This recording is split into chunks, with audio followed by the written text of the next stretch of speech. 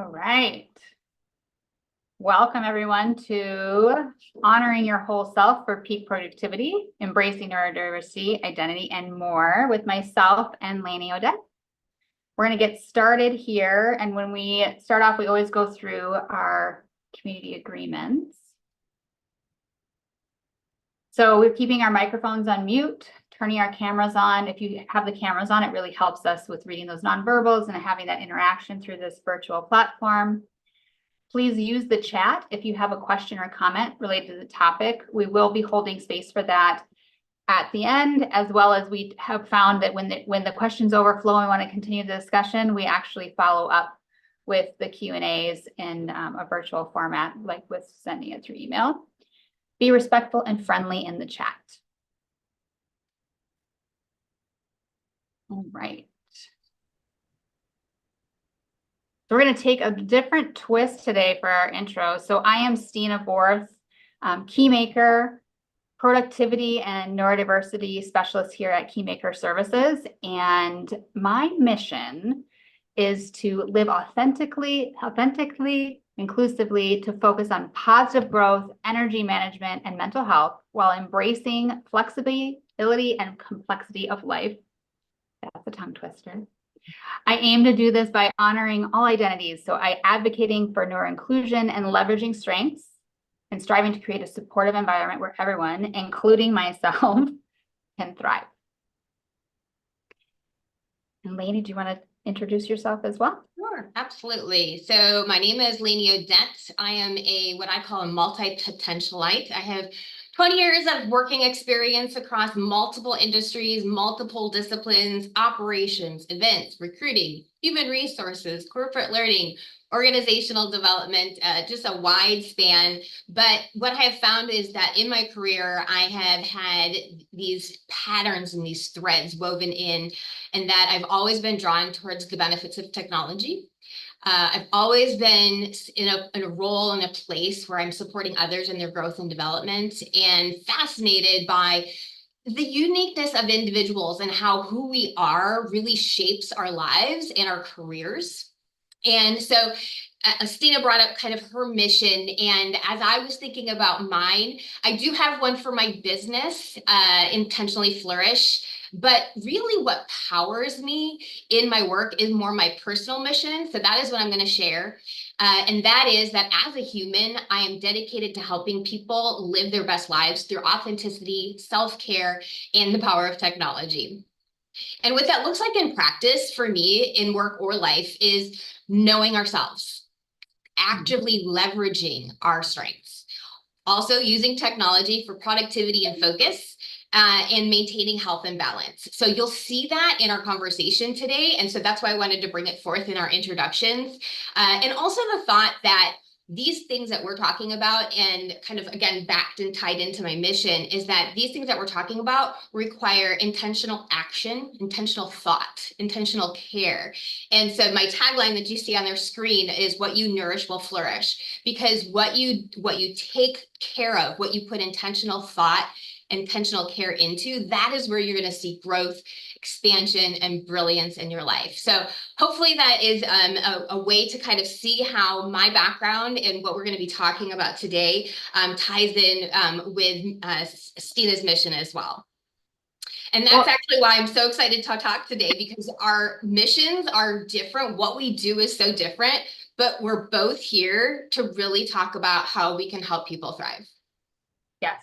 And as we were preparing for today and we were chatting and kind of brainstorming, it's been so exciting for us to see how they intertwine. So like you brought up so much of what is your personal mission. So speaking to that authenticity, which also is something that I value. And then it plays with, and we have this tennis back and forth of, okay, well, that feeds into this piece of the work that I'm doing.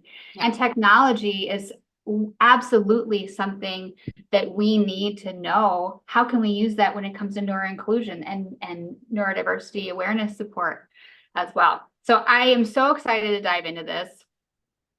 So let's get to it. The benefit of honoring the whole self for peak performance. And of course, in every talk that I have, I like to go through, like, this is the language that we're using, the definitions that I'm functioning in, so that we're very clear. on neurodiversity, all the neuros, neurodiversity, neurodivergent, neurotypical, and neuroinclusion. So before we jump into the whole self, the whole person, which is neurodivergent, neurotypical, neurodiversity, this is part of our identity. So neurodiversity is that overarching, I always do an overarching spectrum. On one end, we have neurodivergent, and that's where we have someone that's brain and nervous system is functioning differently than what has been assigned to majority of the population. So that's where we see a lot of those diagnosables, ADHD, autism, OCD, dyslexia, synesthesia, dysgraphia. It goes on and on. There's lots and lots, and that's this section. And then we have the other end where it's neurotypical.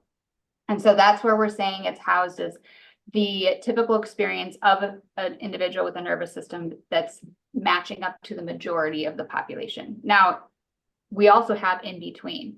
A lot of us are right here where we're experiencing a little bit of what would be checked off as neurodivergent as well. And so that's okay.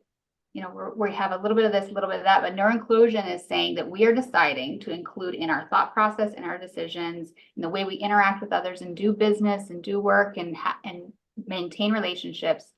We're going to include the knowledge of our nervous system and its maintenance needs.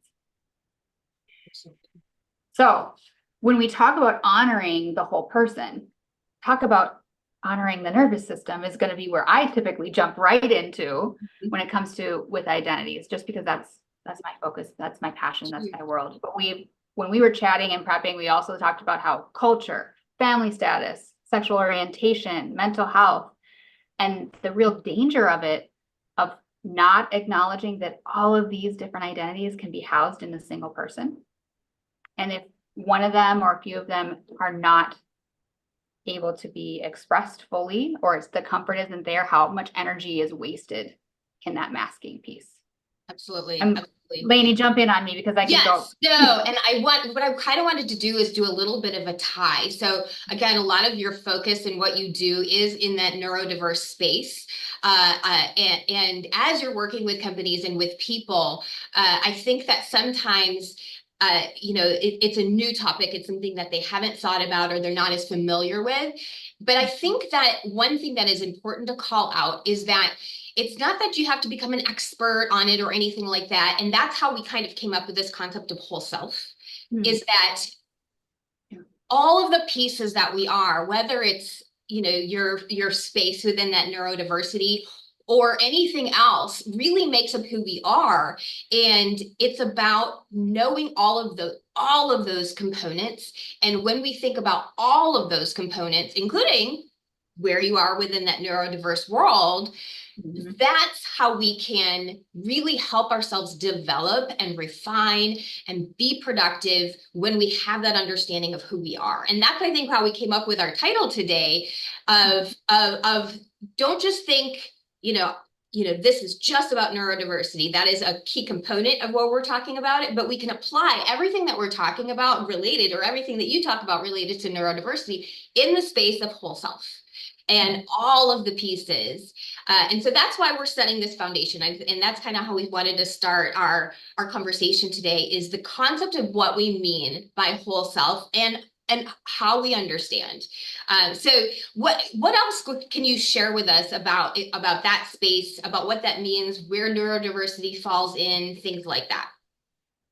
Well, I think as you were speaking, I was just thinking, these are data points. All of this is data.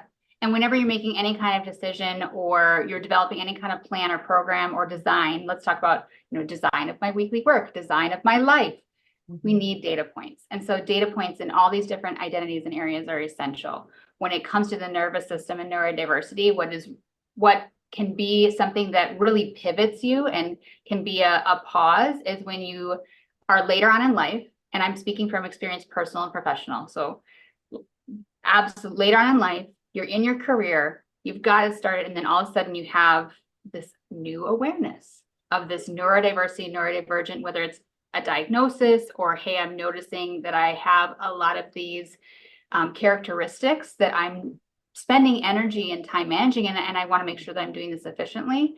So when that comes on later in life, it also can hit you in several different ways. There's grief that happens. I know for me, when I received a diagnosis, I grieved. Why didn't I know this? This would have made this so much easier to get through my undergrad and my graduate program and within work. If I had this knowledge, now it gave me a box and language to speak of it and to communicate with others, to not only self-accommodate, but then to be able to request, hey, this would be really helpful. If what you're giving to me, those directives verbally, you could pop it, write it down, pop it in an email, give me a protocol that I can reference back to. And then I think the other piece that comes up when it comes to neurodiversity and identity is that there is a high prevalence of individuals that are experiencing some of that neurodivergent life experience, but they don't have the label.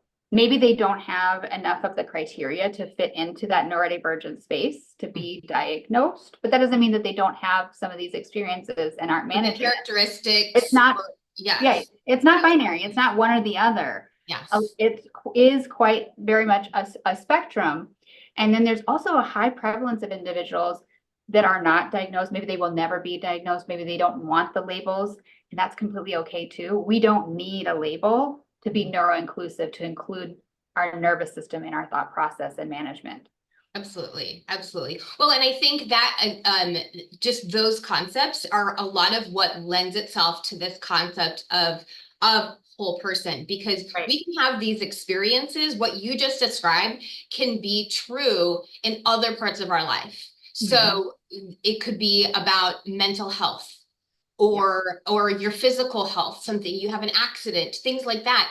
And when we learn something about ourselves, or something happens where we have a discovery about how we are living, or what makes up who we are, there we have this epiphany of this learning or this aha moment.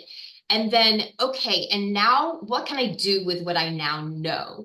And how can I, maybe it's a self-accommodate, or how can I do something differently to balance out this thing that I know now, or that I understand now? So I'm going to give it a personal example of kind of what I mean by this, in that I have a very chaotic brain. I will say that I've never been diagnosed with, within the neurodiverse space, but I have some hints. I have a very chaotic mind, and I've always had a very chaotic mind, and it has become my superpower.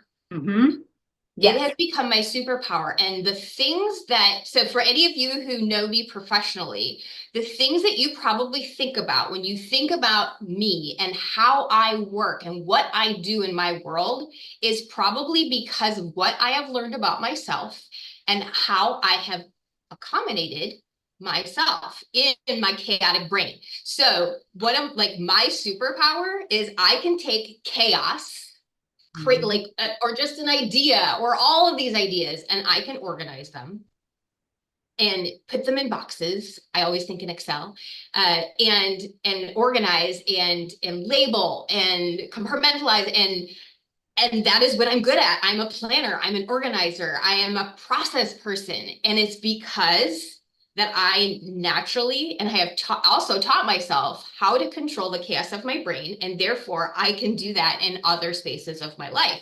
And so that, I think a lot of what you're talking about is that you have these understandings of yourself, whether it's a diagnosis or self-learning, and you're like, okay, now I know this thing.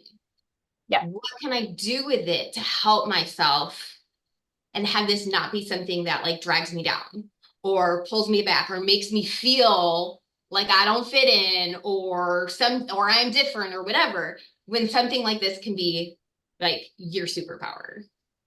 Well, and I think about it. Thank you so much, Lainey, for sharing that personal example as well, because what you're speaking to is exactly an individual like yourself. You don't need the diagnosis or the label, but you understand this about your brain. And those that are the most successful are self-aware, then they become aware of those around them. And those are leaders, the most successful leaders. But when we have a chaotic brain, what's really cool in that superpower is that it's out of the box thinking, innovation, but with that chaos. And I have used this phrase many, many times when talking comfort in the chaos, because from the chaos that starts, you put it through almost like you're putting it through like a filter, a strainer, a something that's going to like put it in a lane, right? And that's going to be your system, your training, your accommodations, your processes. But you need that chaos at first to go, all right, here's all this beautiful magic. Then now let's figure out what it goes into that's going to result in productivity, and it's going to be efficient, and it's going to get me to the end result. Because otherwise, if you don't have that system, that training, that organization, that understanding, it just stays here in chaos, right? Absolutely. And now we have nothing to walk away from. Absolutely. Which is why so many of the initiatives, when we talk about neurodiversity awareness and folks are plugging those in the work world, they're seeing productivity go up.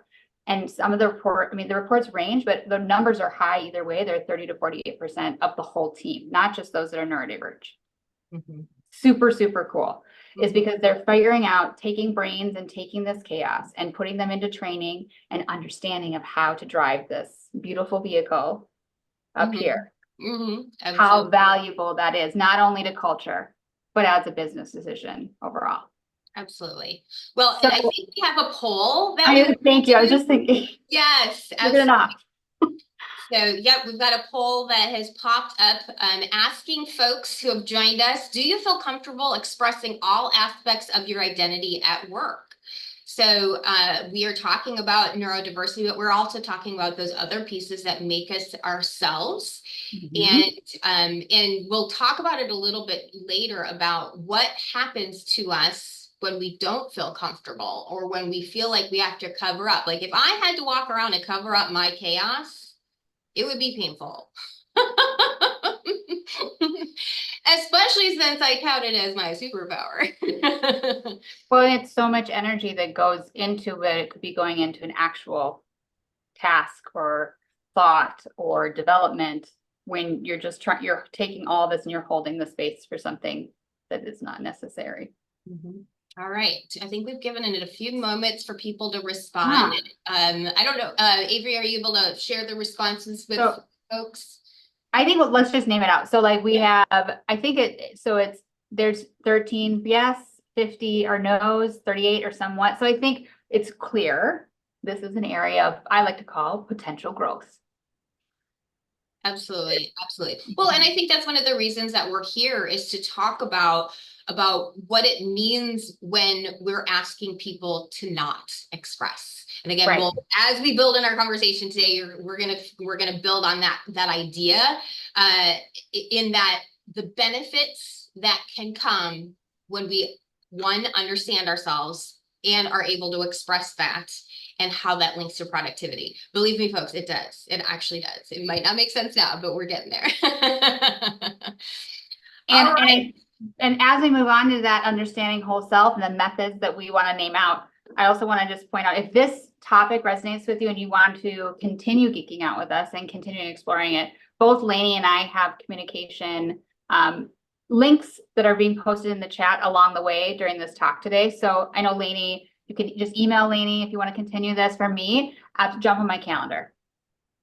That's going to be the quickest and best way. And I'm giving you the secret sauce only because you're here. Not everybody gets links like this. So jump on that calendar and we'll have a chat over some coffee. Absolutely.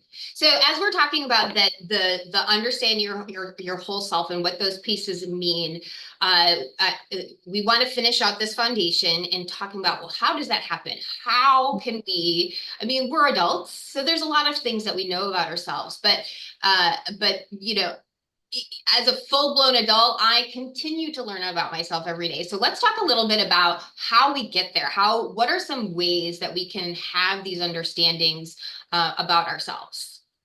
Well, and we've talked about it, and some of us are already familiar with this, but assessments and inventories, questionnaires, these are all fantastic tools.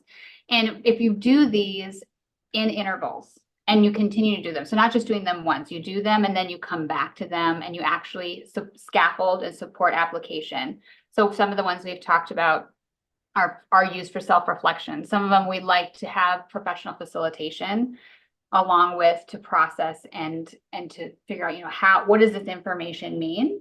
That is essential. And I know with my work with clients, there are some of these, and actually a lot of these where I say, we're going to co-process through this, because just reading the results doesn't land in the same way and isn't always as effective in application, because especially when it doesn't match up with what we have perceived. I just heard a story the other day that was told to me by another individual that we've been collaborating and working with supporting these clients. And this woman was really, really concerned because she thought, this is not me. Mm.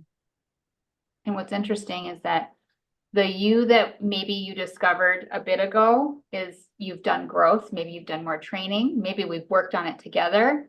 That's going to change and shift. And you want to see how is that changing and shifting. So assessments, self-reflection, professional facilitation, whether that's with coaching, with a practitioner, with a therapist, or otherwise. And then also just make sure that you're picking something that makes you comfortable. I mean, Lainey, you've talked about this, the variety of ways that you've personally and then also led others into of picking something that makes you comfortable, because if it's not comfortable, it's not accessible. And then that brings back to how here's the tennis match here. It's not accessible, then we need to have some advocacy for what is. Absolutely.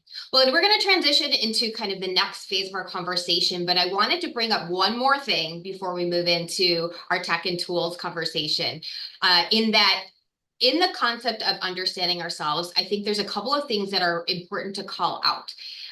We're talking about, with the way I think of most of the way that we're talking about this is understanding ourselves. But this is actually a two-way street. So two pieces in this puzzle. So understanding yourself is really helpful for yourself. That is the first piece, and that's probably the more obvious one.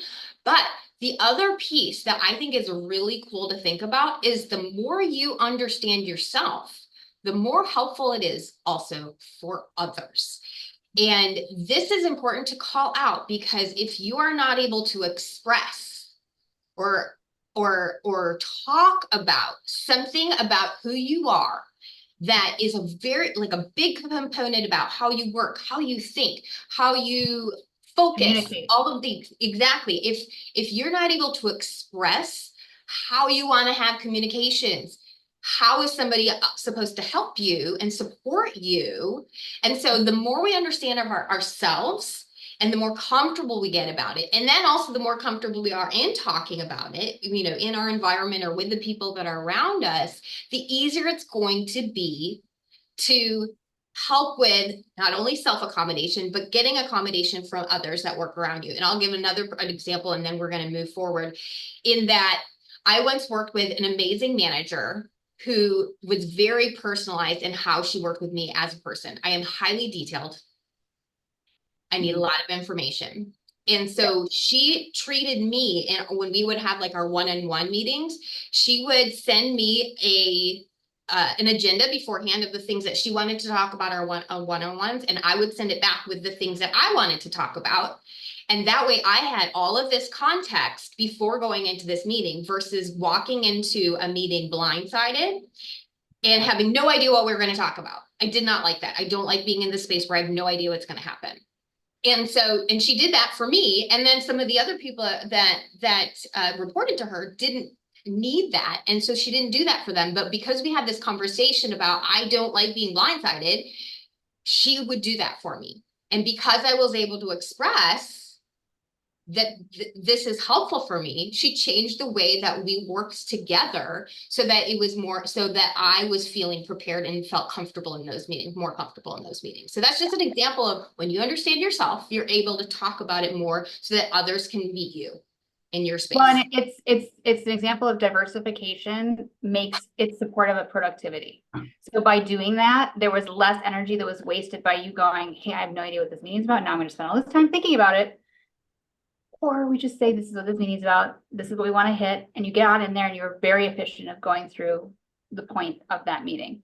I think the other piece that builds from that is that self-awareness allows you to be able to communicate. A lot of times I will say to clients when I'm working with, what's the medium of communication that's your preference? What works best? Because I'm not going to keep sending you emails if a text is how we're going to communicate more quickly and more efficiently.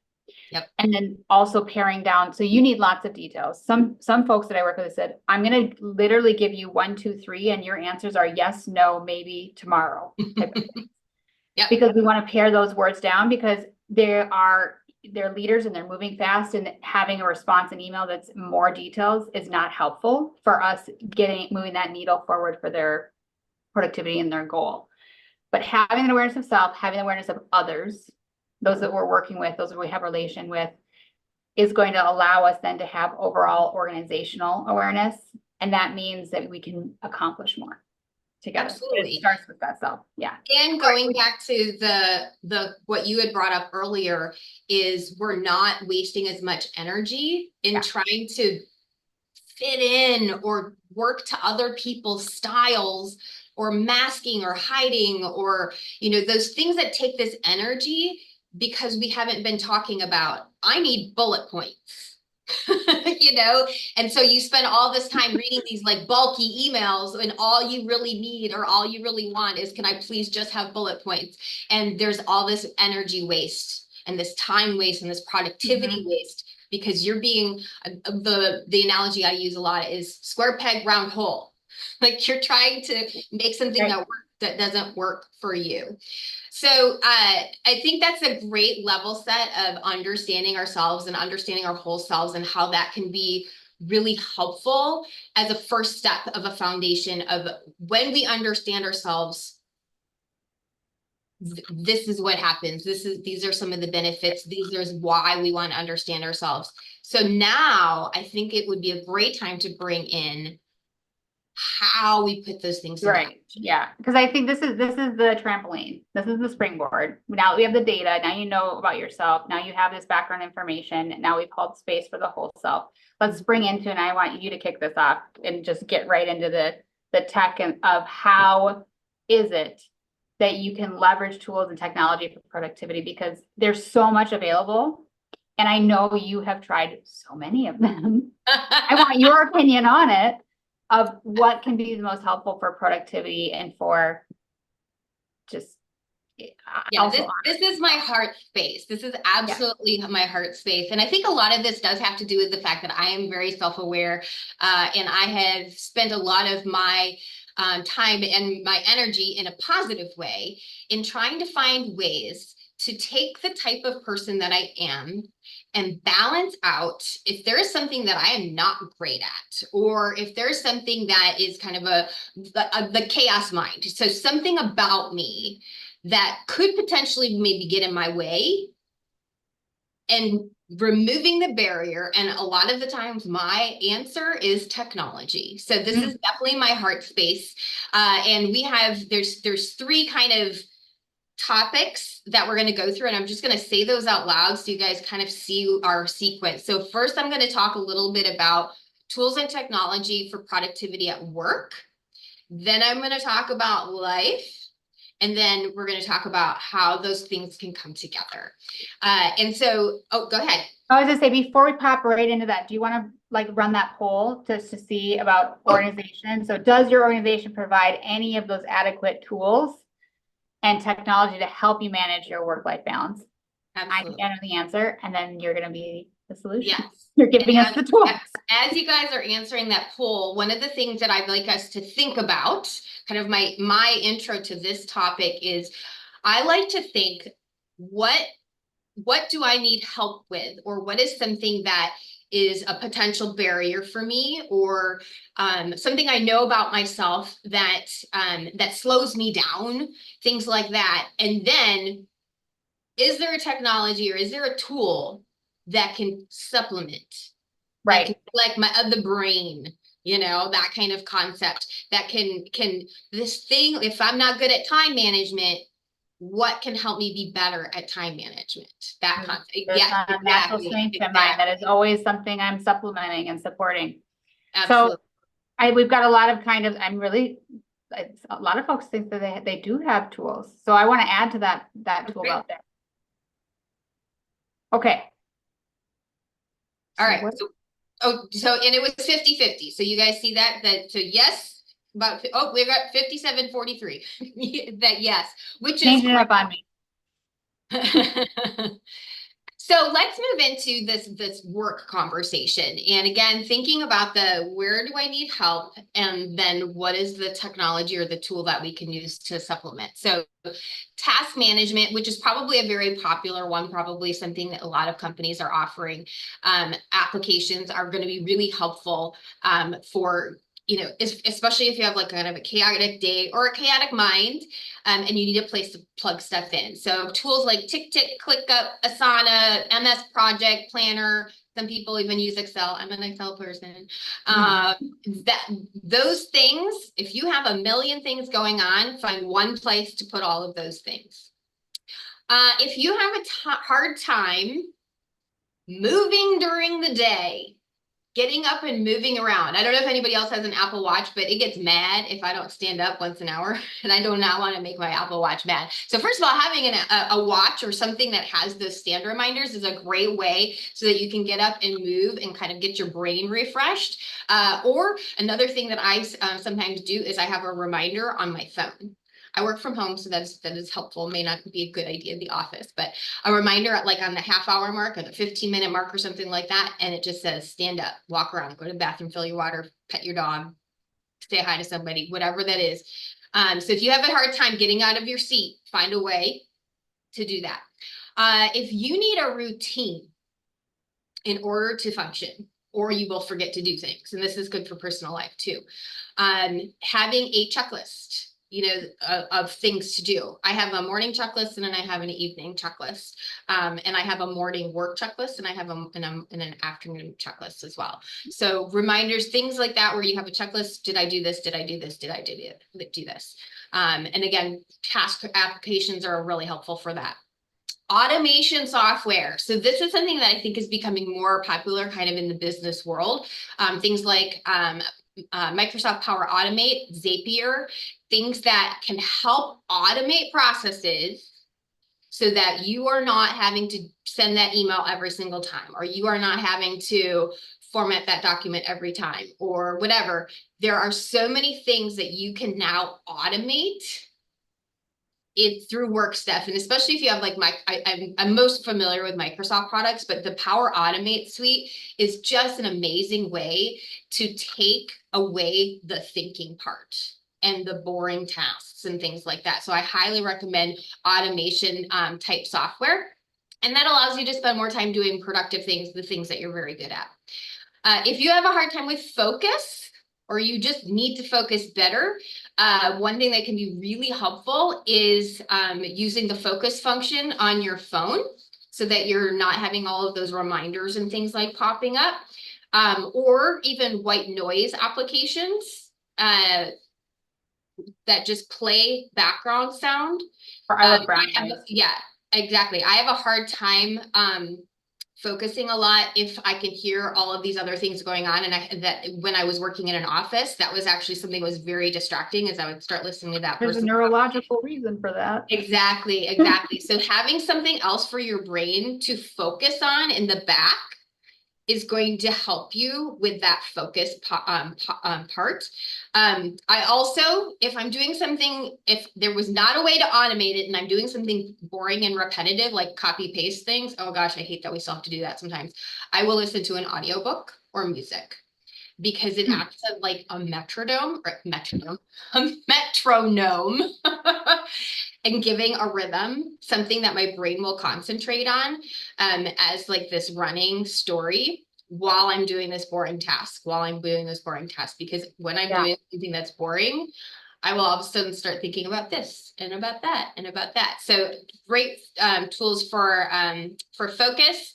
And it's also just chime in is that it's giving you, if it's a pleasurable, it's going to give you some of that dopamine that's going to help you focus and complete as well. So it's that reinforcer, which is, and with everything you're talking about, Lainey, I just want to plug really quick is that like, if all of you that are listening, and if you're looking to understand, like, of all of these, I have no idea, this all sounds great, which ones do I focus on? You can reach out to me for assessments to identify, like, is it attention that's the highest need right now? Is it time management and awareness? Because I also go through and create a time awareness ratio. Is it task management? And then for tools, so for me, use that link, jump on my calendar. For Lainey, email her and she's gonna we could do both. I can give you the clarity and then you go, Lainey, this is what Tina's assessment said. What tools do you have? Yes, absolutely. I'd love to help in that area. The last one I wanted to bring up, I've been doing this for years, and this is from a work perspective, then I'm going to move to life real quick. From a work perspective is the brain where you're, I don't know, what are you doing? You are in your shower or you are making dinner and you have this like, oh my God, I need to do that thing. And it's driving you bananas. And then you're going to go back to your computer and you're supposed to be eating dinner or whatever. So when you have those things where you don't want to forget it, find one place where you can put all those thoughts. So I just use my notes app, which is very low tech, but I have this one task that's just like the brain space. And I just dump it. And forget it, because once it's there, now I can go back to my life and I can move on. You schedule a time to come back to your dump space. Yes, exactly. So otherwise, yeah. Yes. So if you end up doing this, have a task or space on your calendar in the morning to go look at my brain space. Right. What did I dump there? Exactly. And now you have, so again, you always put it in the same place. It's always in that one space, have a designated spot, and then have a way to remember to go back to it. So it doesn't get lost, doesn't get forgotten. Or, I mean, if you, and I like to draw the line between work and life. You could actually have it, if you have time on your calendar to check, you could put it in your calendar task. That's what I do. Absolutely. I've done it daily. Definitely done that. And again, the theme here is think about where you need compliment, where you need maybe some help, where you're not as strong, and is there a tool that can help me be better at that so that I'm level setting? Okay. So life stuff, these are really fun. So let's just have a little bit of fun with this. So if you have a hard time waking up in the morning, especially for those of us who are, I used to, I no longer do, but if you live in a space that has very long winters, like the nighttime is very long. So the day in the winter is very short, and you are leaving for work when it's still dark. And this is hard. This is very hard because our bodies, Wisconsin. Yeah, Wisconsin. Exactly. Well, I grew up in Minnesota, so I understand. Yep, exactly. So this is hard because we basically have to probably be at work at the same time, but the sun is not the same all the time. Right. So this is my trick. I have light bulbs that are set on home automation, and it mimics the sunrise and the sunset. So even if the day is only 8 hours long, my home has like a 12-hour day. I love this. So exactly. And it's so great in winter. It's so fantastic in winter because it's all about, it's your body. Your body needs light to wake up. And so use your lamp. What do you, so what is there a specific, I mean, I guess you don't have any agreements with any specific light bulbs. Nope, none of them. How do you have? Yeah, I use Philips Hue light bulbs. And it actually does tie into my Apple home automation as well. So, but you just set it like daylight. Is that what it's called? Or do you pick a? So there's special light bulbs that go in my lamp, and then there's an app, and you program it.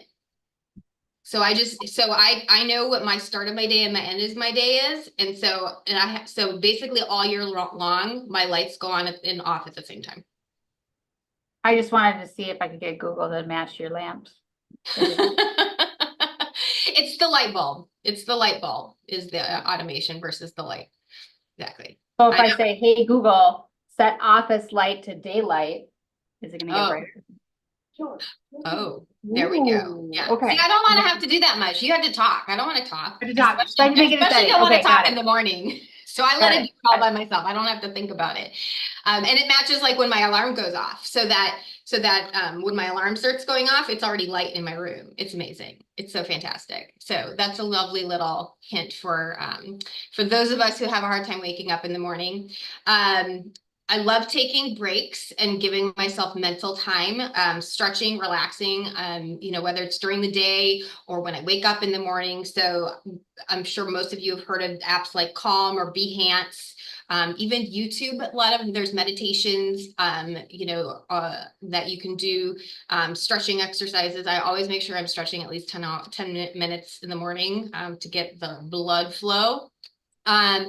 Learning, if you want to improve your personal skills, upskill, if there's something you're interested in, tech is fantastic for that. I love the world now in that learning is so accessible. LinkedIn Learning, Udemy, Skillshare, podcasts. There's so many ways that you can use technology for learning now, which is amazing. One of my favorite tips, some people will not like this one, but if you want to read more books, I highly recommend audiobooks. So, and I think so, okay, so yes, and I'm very visual, so it is helpful for attention for me to have an audio as well as a visual. Another tip that I can bring in is I'll bring this up in with clients and they'll often look at me and go, Stina, you're literally asking me to read out loud. I'm saying, yes, it's not because I don't think you can read out loud. It's because we're going to share in the attention management. So I'm going to do this part. We're going to do some, remember popcorn, like back in school. It is an attention management strategy. Sure. It's not necessarily for reading comprehension. Now, that being said, you need to be aware of what your team and who you're doing it with. Yeah. What's at play? Yes. Because we also don't want to be outing folks if there's other things going on where reading out loud is not okay. Which is true. And it's funny that you bring that up to, or just that concept of the visual, is that I actually do audiobooks for kind of almost an opposite reason. Because and I kind of alluded to this earlier, in that I use audiobooks as my, what I call metronome. It helps me focus.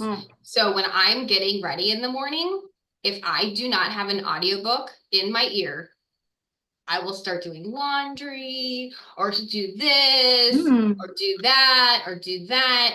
And the audiobook gives me that one thing to concentrate on so that I finish getting ready. Yeah. So it's holding that space just like what music would do, or headphones. So that brings me into, I'm going to throw out a poll to transition us into the next topic of fostering inclusivity and supporting work environments, because to me, that sounds like you're talking about tasks, getting going, and someone coming into the workspace. Maybe their landing step in their transition is that they have a specific song that's going to sing, or a book or something like that as they come in, but that means that they're going to need that accommodation of headphones. Or like what I use the loop all the time. So let's throw that poll out. Yes. Absolutely. Or do you believe your workplace actively creates a safe and inclusive environment for all employees? Absolutely. I think that's it. And it's a great conversation and a great lead into our next topic. I just want to wrap up by mentioning that when you use tools for productivity in your work life, the benefit is that you have more time in your personal life, because it's not bleeding over, and then vice versa. When you use tools to keep your personal life organized and on track and controlling the chaos, then your personal life isn't going to bleed into your work life as much. And you have designated times, and your brain is going to stay in those spaces, and the crossover is not going to be as strong, and you're able to be more productive in both spaces. Well, and what you're talking about is really attention management, and that's a skill that goes into time, that's influenced by time awareness, and you're also aware of how your nervous system processes time, like what's your ratio, and how are you making your weekly schedule design, your monthly schedule design, your yearly, and that's task completion, whether it doesn't matter what environment. So it does give you more time through that. Thank you for calling that out. All right, I love seeing so much in the yes, absolutely. I love seeing the kind of it. We're making progress. We're in this work. That makes me very happy to see. Absolutely. Love it. Love it. So when we talk about creating these safe spaces in this world of work that continues to evolve, and that we want to continue to see the progress, and we want to keep moving that needle forward for inclusivity. That means creating safe spaces. And when I think of safe spaces, I think of Maslow's hierarchy of needs. And I think of how we have the basis of, does the team have access to shelter, all of that, shelter, food, water. And sometimes that means being able to be in a position that's going to provide enough for that. It also means there's got to be psychological safety to be able to be yourself and to have those identities show, so that mental energy isn't wasted. Then when we have those first few of connection, of belonging, then we get into the cognitive needs. And that's the interest, and that's what we really want to tap into for the productivity piece. Absolutely. So creating safe spaces, and then also being very strategic. We had this is something I know you and I are very much aligned, is being strategic in how we are individualizing, like the story that you shared about that manager and the leadership style, and realizing that by diversifying, by honoring the communication medium, the style that worked best for you, that maybe wasn't necessary or wasn't the preference for somebody else, is the best way to get the most out of the whole team, and to support that individual and continuing to thrive.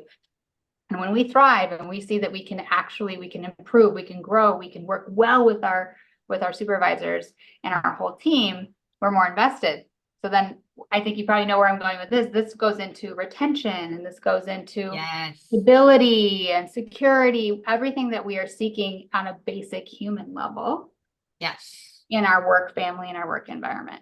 Absolutely. Well, and going back to what I was saying way earlier about being intentional. So putting thought, time, care into getting to know, if you're managing people, getting to know the people that report to you. If you are working with other people, most of us work with other people, getting to know those folks and being very intentional, and strategic would be another way of thinking about it, in those relationships, and getting to know folks and asking questions about working together, and again, being intentional in that effort. Yeah. And I mean, I always loop in, because I know that, yes, we do care about culture, and we care about the human side and that working with humans, but I also always want to point out, this is also a really great business decision, because when you're training and you're investing, just as much as your employees are investing in you, and you have that relationship that goes back and forth, that means that this jungle gym of, you know what, I'm not getting this and I can't progress in my career, so I'm going to swing over here, isn't as likely to happen. People stay for relationships. I heard a story several weeks ago from a C-suite level manager that said he literally kept his top salesperson by having a conversation, not because they were able to match the raise that was offered in another company, but because it was a conversation of, I will miss you,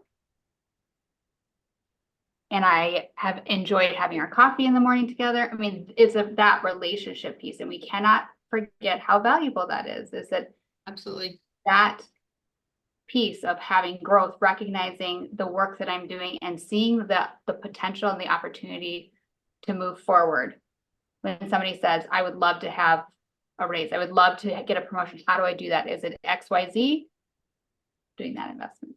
Yes, there's something to be said about that comfort level, when you feel comfortable at work and feel like yourself at work. And I think it's even on your nervous system is regulated. Yes. And you know what your nervous system is doing and how to actually make it work for you. Exactly. All of those things there, that comfort level is one of the things that helps us stay and keeps people at work, keeps people in their roles with their companies.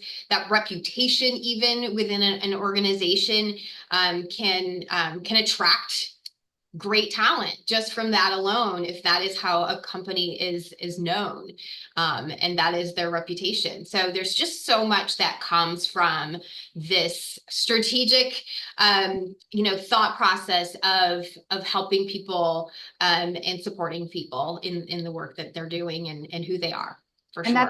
And these are all clear returns on investment. very clear returns on investment. And it also talking about how when we choose to have inclusive practices, and I speak from a neuro-inclusion space, and I like to bring this up, is that we all have nervous systems. So nobody can say I'm not part of this group. I don't have that. Yeah. Okay. So we all have nervous systems. And when we start learning that neuro-inclusive thought process and those thought patterns, and that becomes a little bit more comfortable of opening up, that also is a model and scaffolding that is so primed and ready to use for other inclusion initiatives of other diversity aspects. And so I see this as just such valuable work, and I love our crossovers. I cannot wait to continue to collaborate and to touch base. Maybe we'll do another one of these. We'll see. I'm pitching it already. We have a couple, let's do, if there's any questions, I know that there's probably, our chats are normally really, really active. So let's see. And then also I know that we're short on time, just so you know, we will be sending an email out if there's any questions we don't address that we will address afterwards and get back to you on. You also can use those links to get on our calendar, my calendar, email Lainey, and connect with us that way as well. Absolutely. So Lainey, why don't you tell us how, we've known about why this matters, where do we start? We want everyone to join us in it. So for those that are interested on how you can help to support people who want to be productive in their zone of genius, in their zone of genius. I'm talking too much. Take me off the stage. in their zone of genius, tell us how you can do that with them. Certainly. So in my business, I support small business CEOs, entrepreneurs, streamline their operations, and take some of that away from them so that they can work in their zone of genius. This is something that's really important to me. I am very good at operations, so let me do that. And leverage technology, come up with the technology components that are going to work best for your business so that your business can be productive and then you can be productive. So that's kind of the base of my business, but I'm more than happy to talk to pretty much anybody who really wants to think about how to leverage technology to be more productive, to be more successful. And again, the basis of what I'm talking about is when things are running efficiently, when you're being productive, you are able to function in your place of peace, in your zone of genius, and use your superpowers. And you let technology or someone who's better at that thing, let them do that while you work in your zone of genius. So that's a lot about kind of how I work and what I do to help folks. So, and I'll flip it back to you, of course, Stina. How are you able to be a resource for people who are interested in learning more about neuro inclusion, how their organization can be supportive and build safe spaces? Absolutely. So my zone of genius is within neurodiversity and neuroinclusion and identifying what area of function are you highly skilled in, what areas can you be, like you were talking about, delegate out, bring in a tool. And so I specialize in providing those trainings, going through those assessments and bringing clarity to folks and teams as well within organizations and companies. So I can be reached, our contact information is up on the screen, but I think the best way to reach out to me is going to be LinkedIn for sure. And then that direct line, if you want to send a text or leave a voicemail there, you can get in contact with me, or the scheduling link. Just get on my calendar. One-to-one, face-to-face meetings are wonderful. Love it. And you know what? If we can get some feedback, if anybody has a minute to do this, love feedback for these events because it feeds into our trainings that we do. It feeds into the next event that we put together. So if you have a minute to scan that QR code, enter inclusion, and give us some feedback on how today went, as well as I am throwing in, if you would like to have a sample session with me or a consult, but I think a sample session is always really fun to start off with some of these assessments. You're going to click the scheduling link and then use this, since you waited all the way through and you stuck with us for the entire time, free EF. So that's free executive function in the scheduling notes to claim that offer from me. Fantastic. All right. So let's see, what are those questions that we have?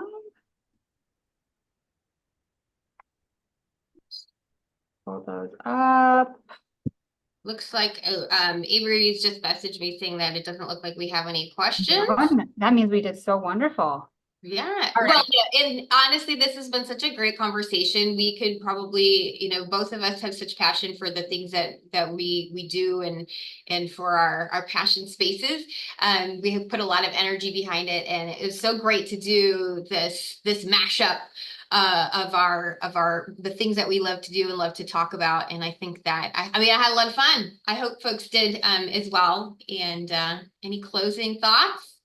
Well, I have a question for you. So I want to know, because you probably already have stories or something to reference, who is your favorite type of person or organization or company to work with and help with? What really gets you so excited when it comes in contact with you to work Oh with? gosh, wow. That's a big question. I have I have a I lot have of big questions. I have lots of big questions. yes, no, I think well, I love working with content creators. I'm a learning buff.